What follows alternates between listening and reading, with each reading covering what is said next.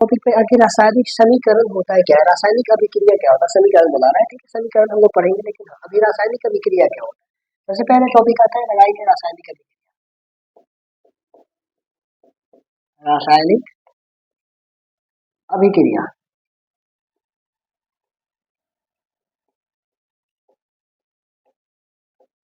CHEMICA chemical reaction.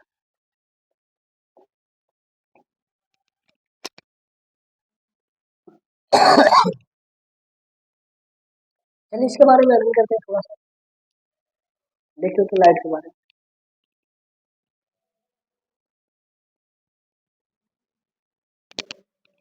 चलिए start करते हैं। रासायनिक अभिक्रिया को समझने से पहले हम लोग एक एग्जांपल लेते हैं, ठीक है। जैसे कि आपने कभी ऐसा घर पे तो किए होंगे ना कि आप जल ले लेते हैं, या तो मोटा होता है या तो ग्लास होता है, जो भी ले लीजिए जल।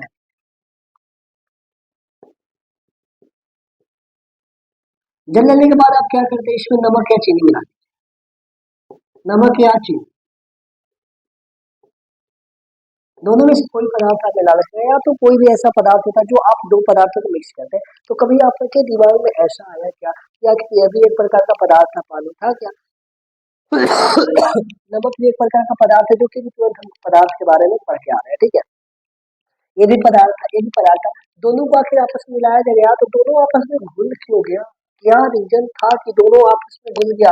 ये रीजन था कि आखिर दोनों पदार्थ को जब मिलाया गया ना, तो दोनों के बीच रिएक्शन होता, अभिक्रिया होता। अभिक्रिया मतलब कि झगड़ना, आपस में लड़ना झगड़ना बोल सकते हैं, सिंपल सी बात है ना, ठीक है। तो दोनों को जब आपस में मिलाया जाता है, तो आप क्लास 9 में पढ़े थे कि ठोस पदार्थ के अणु बहुत ही पास, ऐसा पढ़े थे क्या? और द्रव की बात करें तो द्रव पदार्थ के अणु कुछ दूरी पे रहते, और गैस पदार्थ की अभी बात करें तो बहुत ही दूरी पे रहते, ऐसा पढ़े थे, ठीक है। तो अब ध्यान से देखिएगा, हमने जल दिया, तो जल एक प्रकार का द्रव पदार्थ है, इसमें कुछ न कुछ स्थान तो था ना, इन कणों के बीच रिक्त स्थान पाया जाता है, क्लास 9 में पढ़े थे। अब इसमें आप क्या कीजिए, नमक मिलाए, चीनी मिलाए, इनके भी तो कण है ना, तो इनके कण जाकर के इनके बीच रिएक्शन करके क्या होते हैं, बैठ जाते हैं। इसी कारण से आप देखिए कि पानी क्या होता है ना, पानी में नमक या चीनी मिलाने से घुल जाता है नॉर्मल से, ठीक है। तो इसे कहते हैं हम लोग रिएक्शन, केमिकल रिएक्शन, यानी रासायनिक अभिक्रिया कहा जाता है। तो अब रासायनिक अभिक्रिया के लिए डेफिनेशन लिख रहा तो सिंपल सा हम लोग लिख सकते हैं, ठीक है। इसे मिटाते हैं और लिखते हैं, इसका डेफिनेशन क्या हो जाएगा। चलिए इसके बारे में लिखते हैं।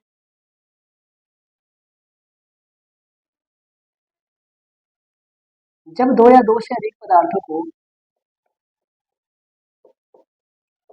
जब दो या दो से अधिक पदार्थों को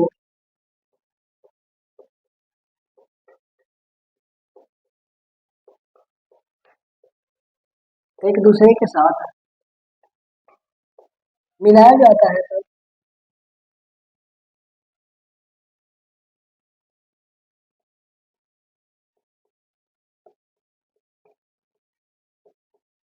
मिलाया जाता है,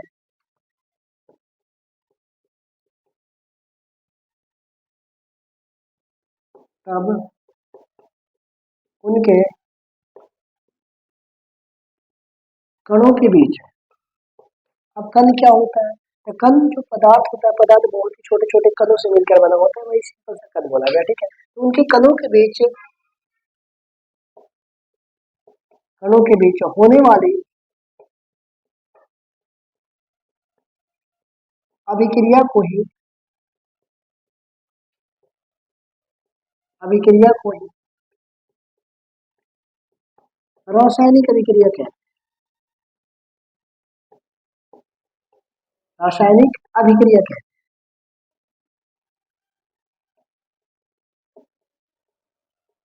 रासायनिक अभिक्रिया कहते हैं। अब एग्जाम्पल में समझे क्या कि दो या दो से अधिक पदार्थ हम कैसे ले सकते हैं, कैसे नहीं ले सकते, तो एग्जाम्पल देख लेते हैं। एग्जाम्पल में जैसे लेते हैं Na का नाम Na मतलब क्या होता है, सोडियम। सोडियम को आप क्या किए, क्लोरीन के साथ मिला, Cl2, यानी क्लोरीन एक प्रकार का गैस है, सोडियम एक प्रकार का ठोस पदार्थ होता है। जब दोनों को आपस में रिएक्शन करवाया जाता है, तो हमें क्या प्राप्त होता है, NaCl। इसका नाम तो सुने होंगे ना, सोडियम क्लोराइड, जिसे हम लोग घर पे खाने के लिए प्रयोग करते हैं, जिसे बोलते हैं साधारण नमक। इसका नाम होता है सोडियम क्लोराइड। Sodium chloride. यदि इसका एक और नाम सिंपल से जाने तो इसे बोला जाता है साधारण नमक।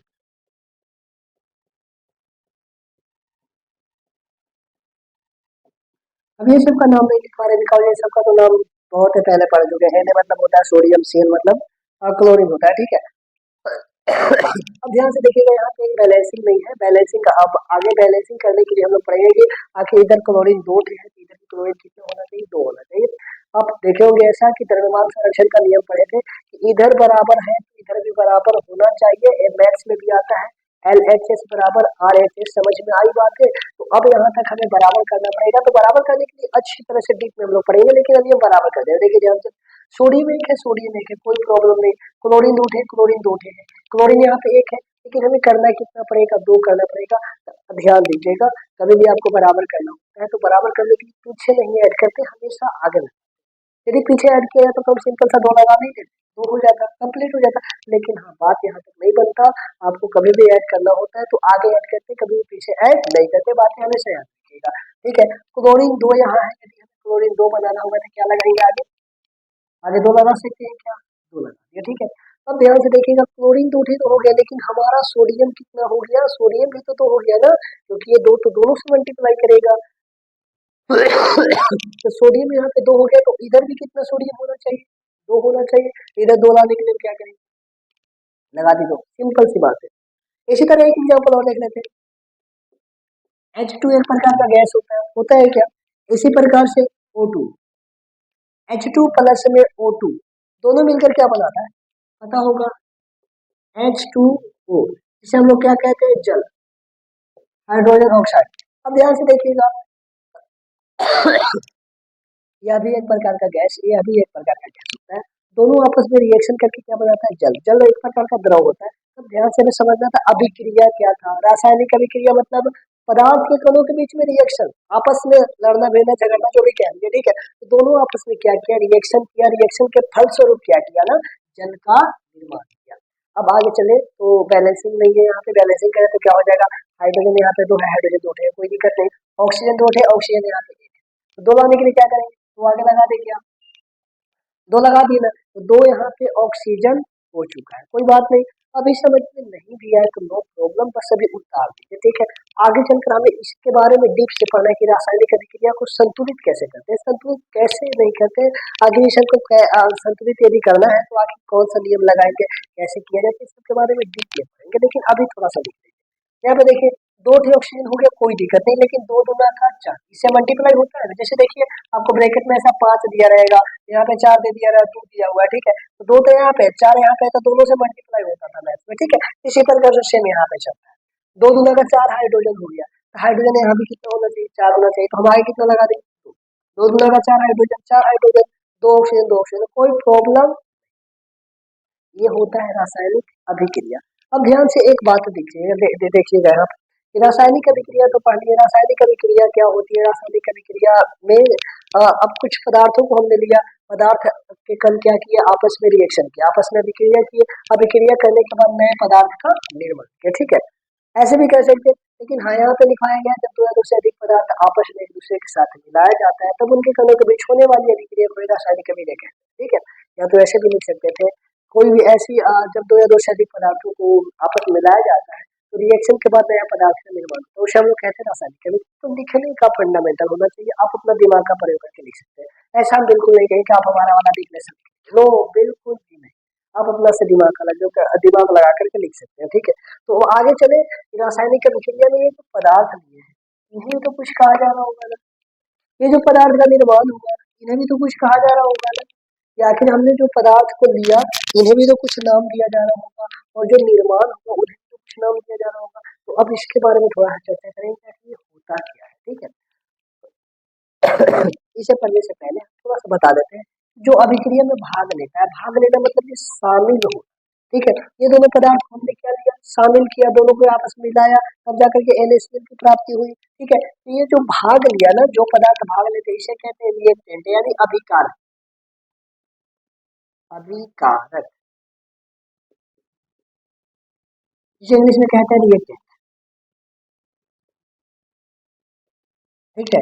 अब जो देखिए रिएक्शन के बाद क्या होता है, नए तरह के पदार्थ का निर्माण होता है। तो जो नए पदार्थ का निर्माण होता है उसे हम लोग कहते हैं प्रोडक्ट। नाम तो सुने होंगे, प्रोडक्ट का निर्माण हो रहा है। ऐसे भी कोई मार्केट में नया प्रोडक्ट आता है तो प्रोडक्ट का नाम सुने होंगे, ठीक है। नए पदार्थ का निर्माण होगा तो उसे हम लोग कहते हैं प्रोडक्ट। तो प्रोडक्ट का निर्माण करने के लिए कुछ भी तो पदार्थ को मिलाया गया होगा ना, इतना तो कॉमन सेंस लगा सकते हैं ना। इसे हम लोग कहते हैं उत्पाद। उत्पाद को ही हम लोग कहते हैं इंग्लिश में प्रोडक्ट, PRODUCT, ठीक है। तो इसके बारे में हम लोग अधिक करें, बस अभी नॉर्मल जान लीजिए कि जो अभिक्रिया में भाग लेगा उसे कहते हैं अभिकारक, और जो इसके फलस्वरूप निर्माण होता है उसे कहते हैं उत्पाद, ठीक है। अब इसका डिफिनेशन कैसा होता है कैसा नहीं होता है, वैसे तो आप खुद से कर सकते हैं बट फिर भी हम लिख पाएंगे, ठीक है। चलिए आगे चलते, पहले इतना स्क्रीनशॉट ले लीजिए। चलिए आगे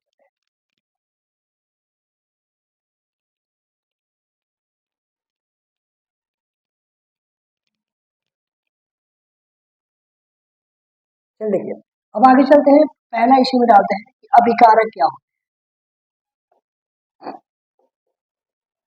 अभिकारक को हम लोग कहते हैं रिएक्टेंट।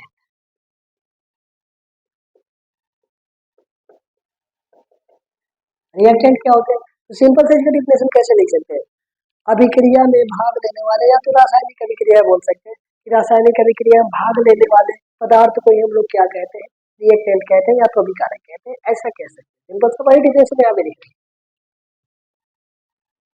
किसी भी रासायनिक अभिक्रिया में,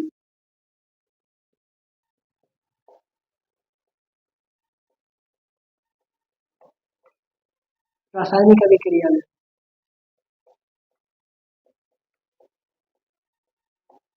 अभिक्रिया में भाग लेने वाले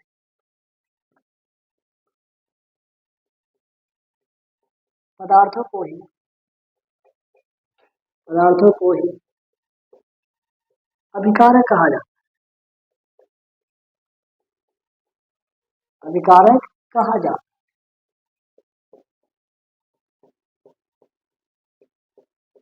इसको भी उदाहरण में लिखवाएंगे, लेकिन हाँ, इसको लिखवाने से पहले हम सोच रहे हैं कि ये उत्पाद के बारे में पढ़ते, बिकॉज दोनों एक साथ आता है, ठीक है। अभिकारक जान लिए, अभिकारक को पहले पदार्थ को मिलाएंगे, पदार्थ को मिलाने के बाद कुछ तो हमें प्राप्ति होगा ना, तो उसे हम लोग कहते हैं उत्पाद। उत्पाद का भी डिफिनेशन क्या लिख सकते हैं, बी में आ जाएगा उत्पाद। उत्पाद को इंग्लिश में कहते हैं प्रोडक्ट। ध्यान से देखिएगा प्रोडक्ट क्या होता है, ठीक है। अब उत्पाद की बात करें तो उत्पाद का डेफिनेशन कैसे कर सकते हैं, किसी भी रासायनिक अभिक्रिया के फलस्वरूप निर्माण होने वाले नए पदार्थ को हम लोग क्या कहते हैं, उत्पाद कहते हैं। याद करने की बात है क्या, नहीं ना, सिंपल सा लिख सकते हैं, रासायनिक अभिक्रिया,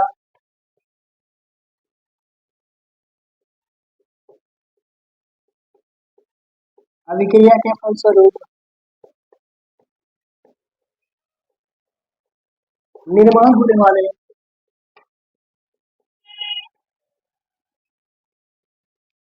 निर्माण होने वाले नए पदार्थों को ही, नए पदार्थों को ही उत्पाद कहा जाता है, उत्पाद कहा जाता है। नॉर्मल सा मुझे इसके बारे में पढ़िए। अब थोड़ा सा एग्जाम्पल लेकर के जानते हैं कि अभिकारक किसे कहते हैं, उत्पाद किसे कहते हैं। सिंपल सा लेते हैं, एक उदाहरण चलेगा, कोई दिक्कत नहीं। Na+ में Cl2, अभी तुरंत हमने लिया तो क्या बन जाएगा, NaCl। चलिए दूसरा भी एग्जाम्पल लेते हैं। H2+ में O2, दोनों मिलकर क्या बनाएगा, H2O। यह क्या था, जल। यह क्या था, साधारण नमक।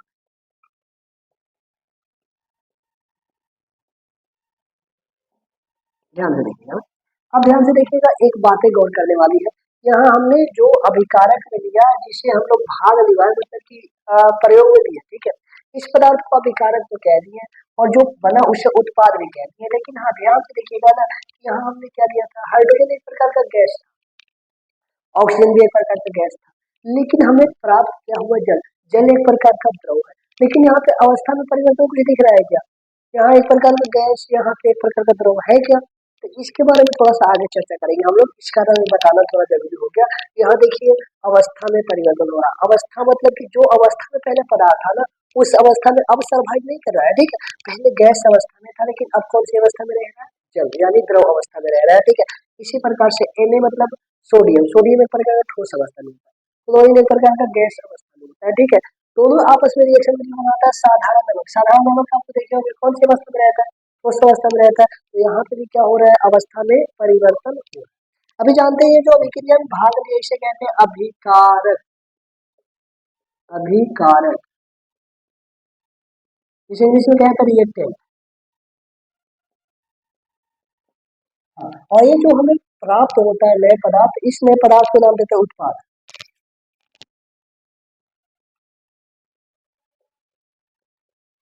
जिसे इंग्लिश में कहते हैं प्रोडक्ट, ठीक है। अब इतना तक जान लिया ना।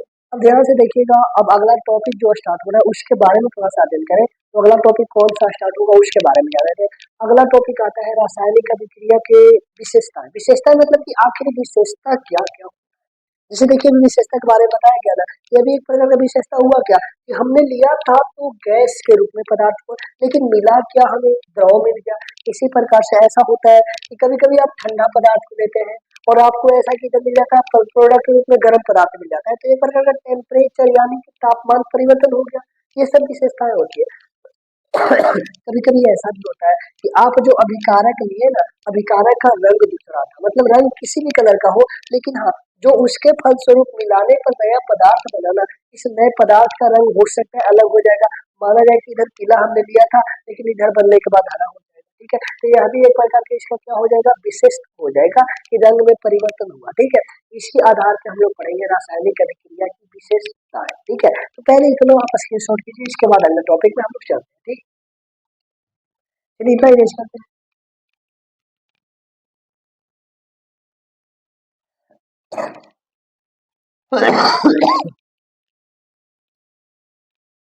अब अगला टॉपिक आता है रासायनिक अभिक्रिया की विशेषताएं।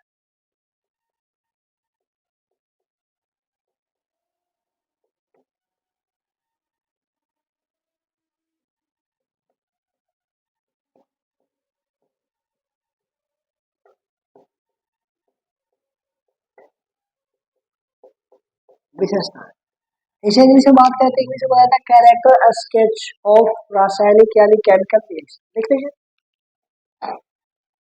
CHARACTERSTIC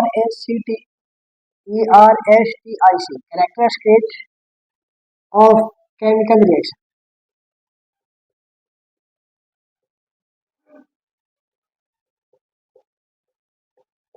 ध्यान दें। अब इसके बारे में जाने की आखिर रासायनिक अभिक्रिया की विशेषताएं क्या होती है, तभी समझ में नहीं आ रहा है तो धीरे धीरे समझ में आ जाएगा, चिंता ना लीजिए, इसमें चिंता लेने की कोई बात नहीं, ठीक है। सबसे पहले देखेंगे कि रासायनिक अभिक्रिया की विशेषताएं होती है, चार प्रकार की विशेषताएं होती है, ठीक है। चारों के बारे में अध्ययन करेंगे।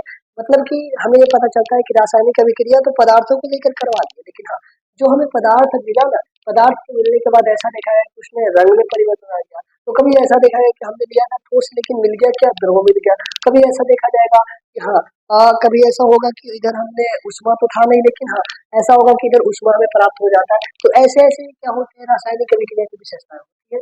तब कौन कौन विशेषता होता है, पहले उस चारों के बारे में देख लेते हैं, उसके बारे में अध्ययन से अच्छी तरह से करेंगे, ठीक है। पहला विशेषता लिखते हैं, अवस्था में परिवर्तन,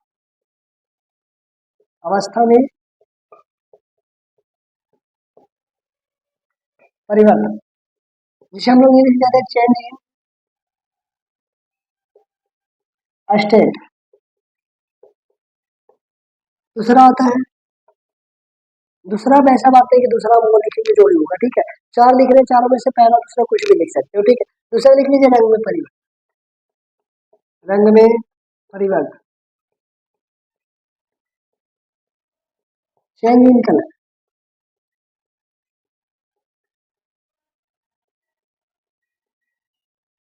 ठीक है। तीसरा आता है तापमान में परिवर्तन, CHAN जी, चेंज इन टेम्परेचर।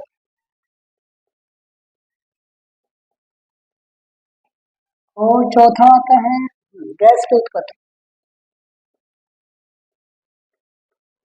गैस की उत्पत्ति।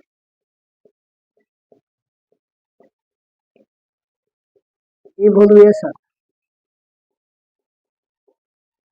Of gas. अब ध्यान से देखिएगा, एचआर ऐसा होता है जो रासायनिक अभिक्रिया की विशेषताएं होती है।